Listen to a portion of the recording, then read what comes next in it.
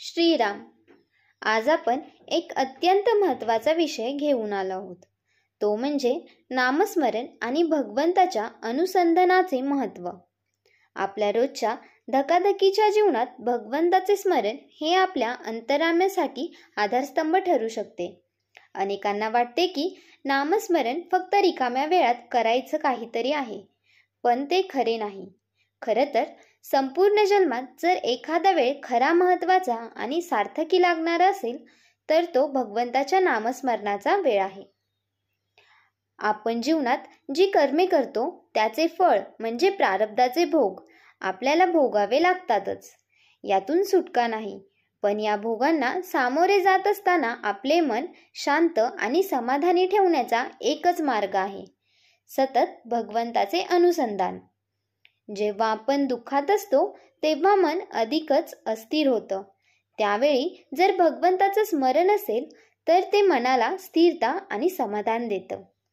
भगवंताच्या इच्छेवर विश्वास ठेवून जे होतंय ते माझ्या कल्याणासाठीच आहे अशी भावना मनात ठेवली तर कोणतेही संकट सहन करणे सोपे जाते.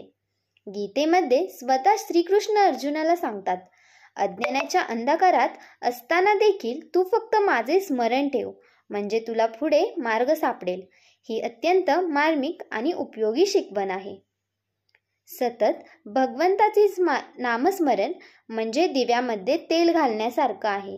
दिवा तेव्हाच अखंड जळतो जेव्हा त्यात सतत तेल टाकलं जातं. त्याचप्रमाणे जेव्हा भगवंताचं अनुसंधान अखंड टिकतं तेव्हा आपलं खाणं पिणं, चालणं बसणं, प्रत्येक कृती ही भगवंताची सेवा ठरते. म्हणूनच विषय टाकण्याचा विचार न करता भगवंताला धरून राहण्याचा म्हणजे अनुसंधानाचा अभ्यास करा. कारण जसं झाडाच्या मुळांना पाणी दिलं की सगळ्या शाखा फांद्या टवटवीत होतात, तसंच भगवंताचं स्मरण ठेवलं की जीवनाचे सगळे पैलू आपोआपच सुसह्य आणि सुंदर होतात.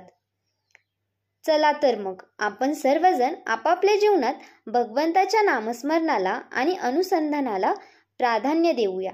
हेच आपल्या खऱ्या अर्थाने आध्यात्मिक समाधान आणि स्थैर्य देईल.